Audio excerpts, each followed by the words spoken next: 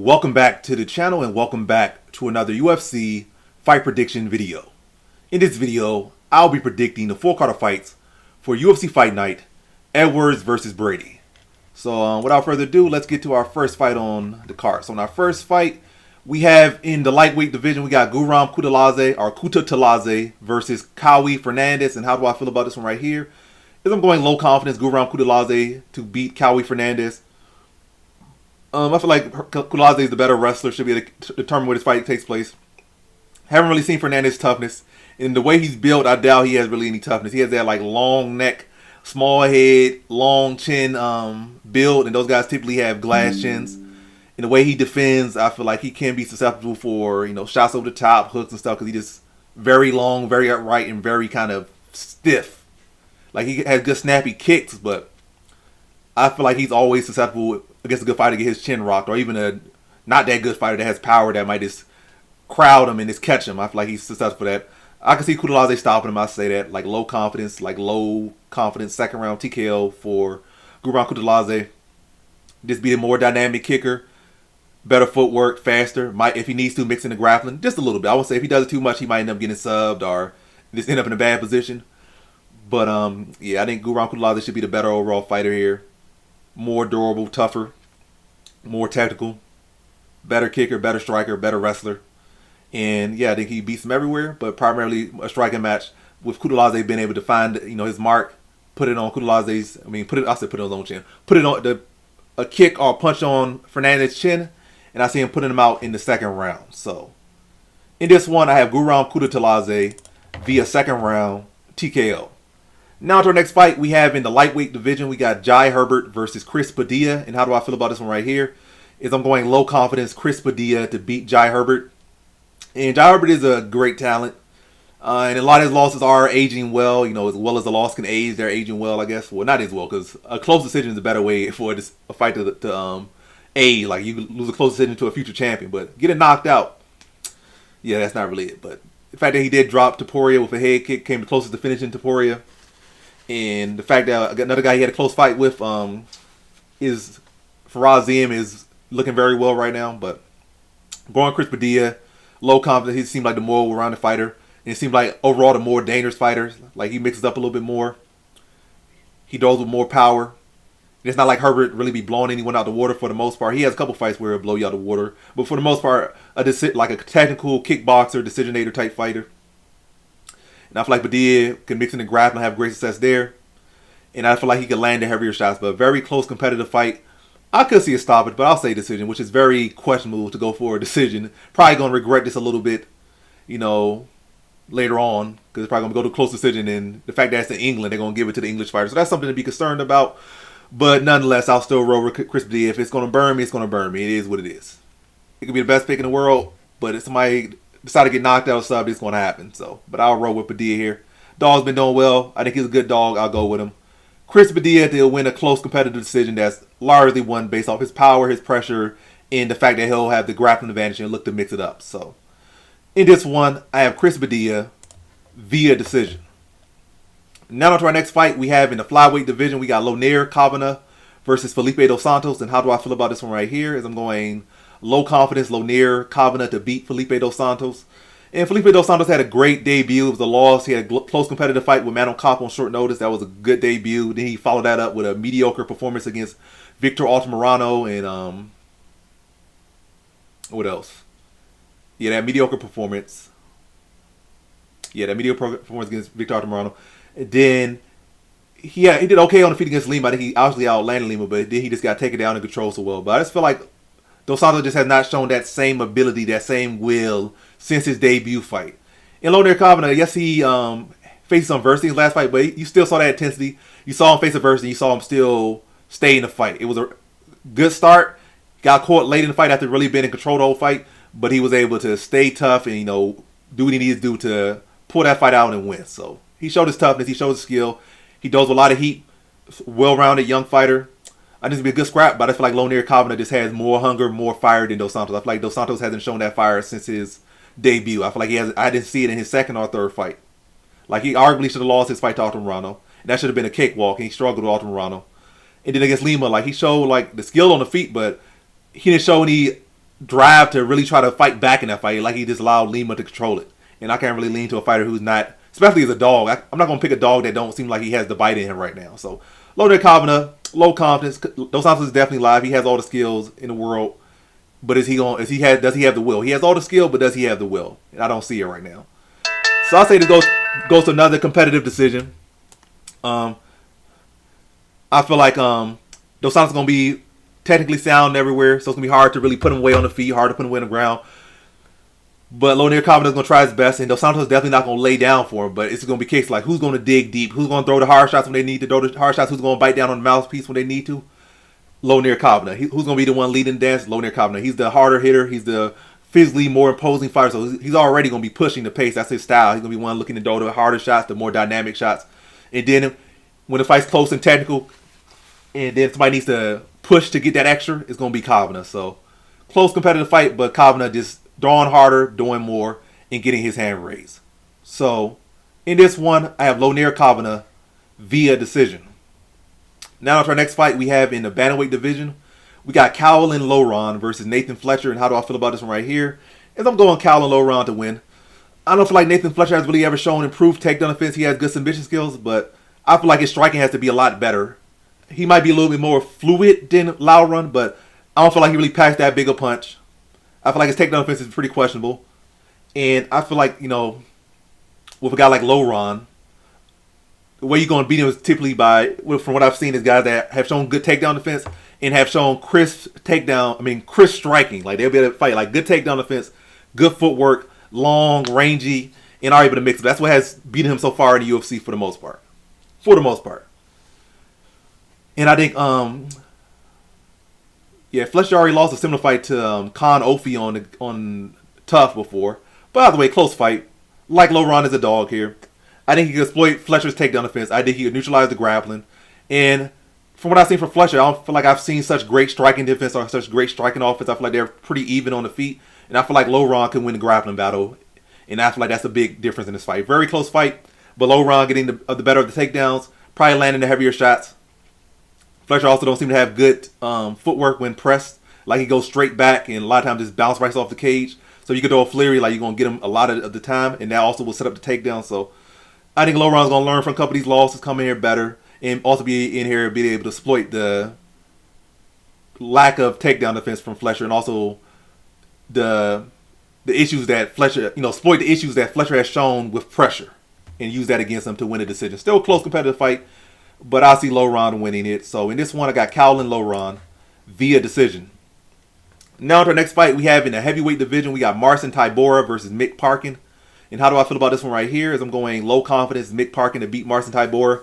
And when you look at Marcin Tybura so far, recently, not so far, but recently, like, he's won some fights, lost some fights, but look at who he's beat. Like, he might have come, I don't know if he came in underdog in some of these fights or all these fights, but maybe a couple of them. But Tuivasa, no grappling. Jonathan Diniz, no grappling. The people he has been beating, like, what's his name? Greg Hardy, no grappling. Like, he's been beating people with no grappling. Mick Parkin actually has solid grappling. Not to say he has no world-class grappling, but he definitely not in the department of no grappling. He has good takedown defense. He actually has good offensive wrestling for heavyweight, at least at the level that he's at. Obviously, you go further up, it's going to be an issue. Like, he needs to prove that, but is it right now, and also against Tybura, I think his grappling is solid enough, and I think he's the more fluid striker at this point. I feel like Tybura has gotten away from his striking a lot in these fights, and if anything, I feel like he's been looking pretty bad on the feet when I do see him fight on the feet. And I feel like at this stage in his career, like, he's just more of a, like, try to wall and stall you or go for takedowns and grapple you. He has gotten far away from his grappling. I mean, he gotten far away from his striking. And even then, back in the day, like, it was more so a head kick. Like, he didn't really have a full fleshed out game. He had a snappy head kick. He could bring up from, like, kind of just any range. Like, he could bring it up real crafty, real sneaky. But he got in away from that. He don't really even have that no more. He never really had the best hands. And I just feel like Mick Parkin's the more fundamental striker overall. Younger, hungry, training with Aspinall every day, day and out. And I feel like he could even win the grappling battle here. But I see this as a close decision, but I feel like Mick Parkin's going to do the better work on the feet. Do a good job of negating the takedowns of Tybura. Maybe get some of his own in there. And just overall, just beat a, I guess, fresher fighter. Good team behind him. Push the pace more. And do a good job of negating the grappling, which has really been Tybura's only real standout quality or trait or attribute or skill over these past couple years. Like, past 3 to 5 years. Because it definitely has not been his striking. So I think Parkin address the grappling and be the better striker, be more active, be more fundamental, and beat Tybura by decision. So in this one, I got Mick Parkin via decision. Now to our next fight, we have in the middleweight division, we got Andre Pulyaev versus Christian Leroy Duncan. And how do I feel about this one right here? Low confidence Christian Leroy Duncan to beat Andre Pulyaev. I might have to turn it. Well, it is what it is. I can turn the volume up on in the edit. It is what it is. If it's a little bit quiet, I could change it. But this one, Leroy Duncan, low confidence. What does Pulyaev bring? Puliev's primarily just a striker. I haven't really seen too much offensive grappling from him. In his last fight, he fought a guy who really didn't have much striking and was a grappler. So he used his wrestling defense to keep him on the feet and outstruck him. In a Leroy Duncan fight, I think Leroy should have a... I'm not going to say he has a grappling advantage. He should have a striking advantage, and I don't think Pulyaev has really much of a big grappling threat. I think, in my opinion, I might give Duncan a grappling advantage. But all in all, I feel like it's really going to cancel out either way. Whether Duncan has a little bit of advantage or Pulyaev has a little bit of advantage, I feel like it's not really going to be the realm they go to too much. It's really going to come down to who can win the striking battle. I think that's going to be Duncan. I definitely think Duncan has a better clinch. I will say that. I think Duncan has a much better clinch game than Pulyaev. I think it's more dynamic than Pulyaev.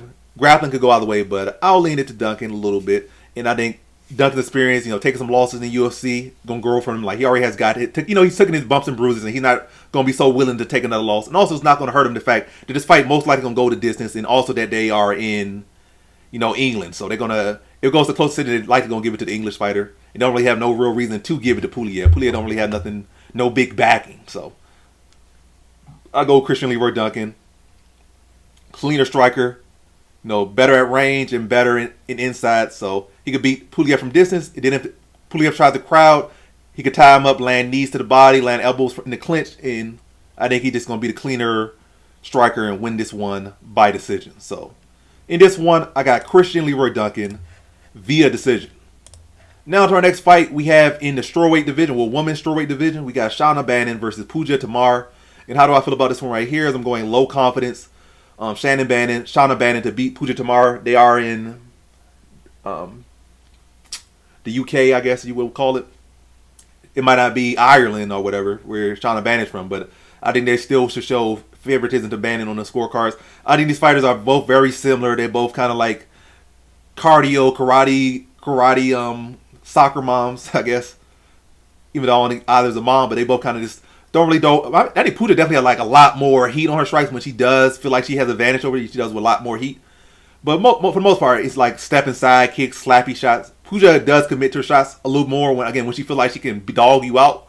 But if she feel like you're a threat, it's like little cardio kickboxing, little slappy punches and step inside kicks. She does got, I guess, a little bit more torque on her punches and a little more torque on the step inside kick than Bannon. But again, largely the same fighter. And Bannon's a little taller, a little longer. No great age advantage, like, none of them is over the hill, none of them is a baby. So both roughly in the same age bracket. Both fight similar style. But Bannon's a little bit longer. A little bit more experience at the UFC level. So I'll give it to Shauna Bannon. But close, ugly fight could go either way. But I'll lean Shauna Bannon. Zero confidence, zero care. If I want to make a player, probably just going to be a decision or over. But as far as I care about this fight, I literally don't care about this fight either way. Even if I'm wrong, like, who cares? Shauna Bannon decision, like, who cares? Like, really, who cares? I don't. Not me. Not this guy. Molly McCann versus Lexia Thainara. Women's strawweight division. How do I feel about this one right here? I'm going low confidence. Lexia Thainara to beat Molly McCann. I think Lexia Thainara showed enough improvement in her grappling in the last fight. Not to say that's enough to really. I think it's a good step in the right direction for her. Molly McCann still probably should be the better grappler here. But I go Alexis Thainara, especially as a dog. Molly McCann has way more experience. She has underrated boxing, underrated grappling. Well, the biggest issue for Molly McCann has always been submission grapplers. It's not really like Thainara, some big submission grappler. But Thainara does throw a lot of heat. She's not going to be that fighter that's going to be timid and not trading and allow McCann to just mix up. Like, she's going to be a chick fighting for every single position. She's going to be throwing heat 24/7. It's not going to be all pretty, not going to be all polished. And in her last fight, she showed that she could mix up the takedowns herself, so she'll be doing that. I don't think McCann has any bottom jiu-jitsu or really any dangerous bottom jiu-jitsu, so Thainara might look to bully her, throw big shots, manhandle McCann around. But I say decision. I see a very competitive decision, but I think Thainara is going to look to impose her youth, impose her size, impose her power, and just be swing on McCann. This also might be a fight that McCann is live for landing another one of her spinning back fists because Thainara would be wide open. She'd be swinging for the fences, so that might land. You got a you got a green fighter, first fight in the UFC. So, hey, McCann has a lot of experience, but I'll go with Thainara. Decision.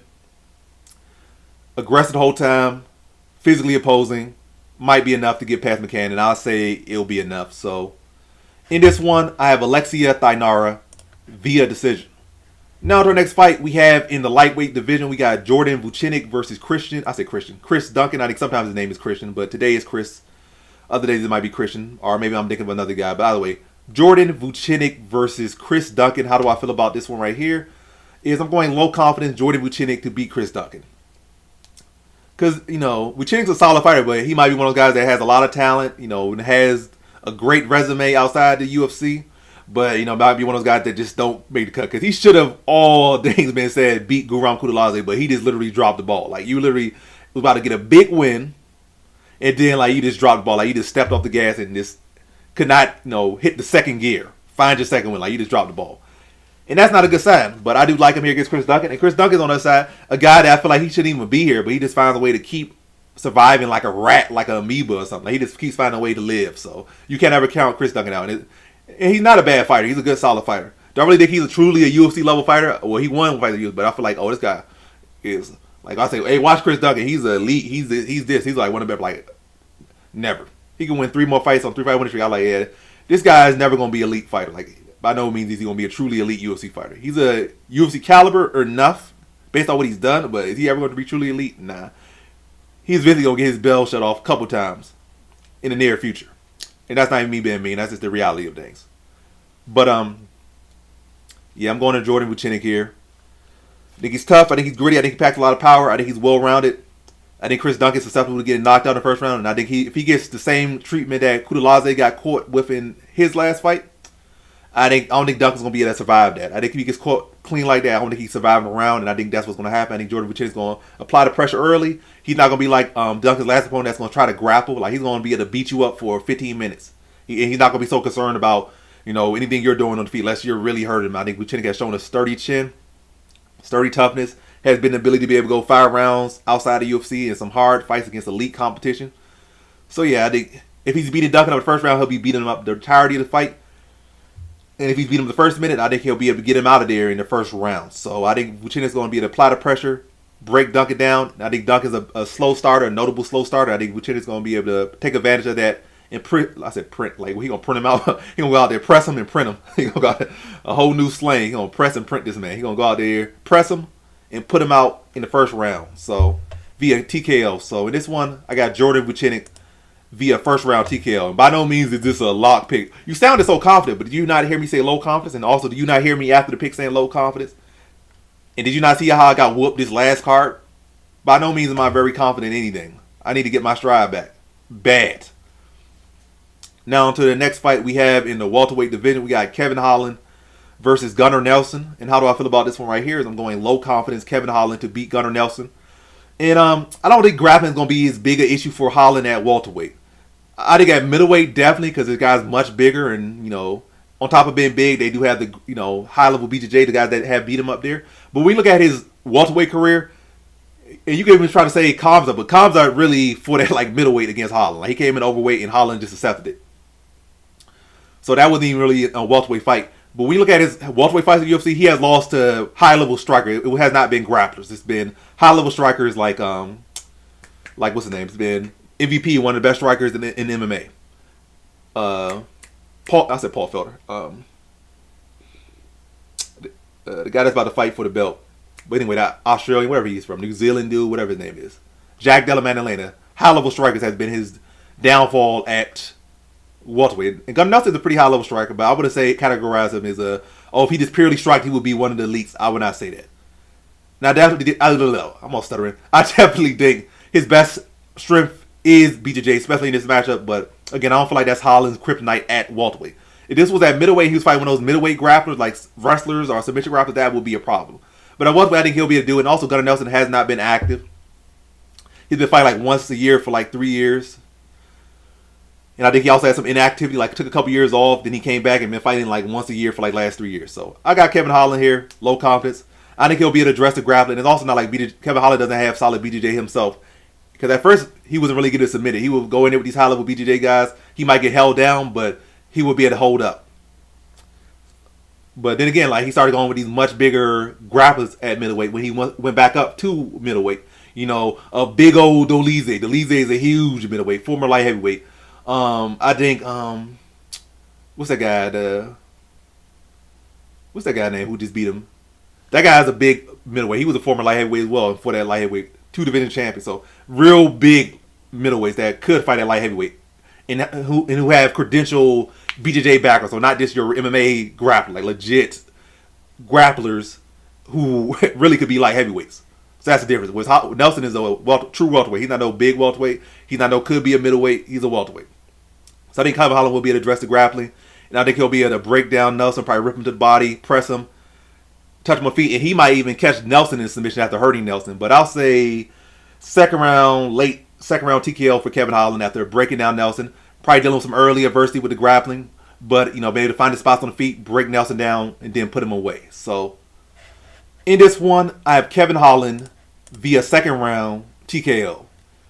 Now on to our next fight. We have in the featherweight division, we got Nathaniel Wood versus Morgan Charriere. And how do I feel about this one right here? Is I'm going low confidence Morgan Charriere to beat Nathaniel Wood.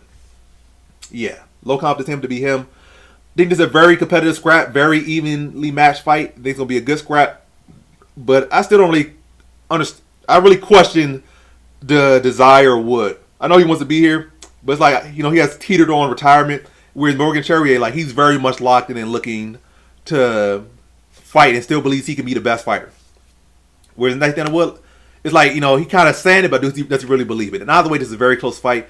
But I'm going to go to the hotter fighter right now, and a fighter who seems to have more hunger in Morgan Charriere. But they do both match up very well. Both guys can strike. Both guys can grapple. Both guys are well-rounded threats. Both guys have been champions at a high level outside the UFC. So these guys match up very well. Both guys are young enough, so this fight could go either way, but I'll go Morgan Charriere. I think he'll be the more dynamic striker.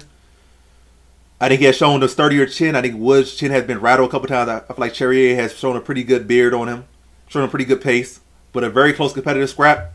But I think Charriere is going to do more damage. Whether he lands a little bit more or lands a little bit less, I think the difference is going to be the dynamic strikes and the power shots of Charriere. That's going to make all the difference in this very close competitive fight. And also I think he's going to be the one that's going to be pushing harder. If I had to pick someone who's going to be pushing harder in the clutch, I got to go Charriere. So the bigger shots, the more dynamic shots, and the guy that's going to be pushing, I feel, more likely to push when it gets tight, or if it is a tight fight. So in this one, I got Morgan Charriere via decision.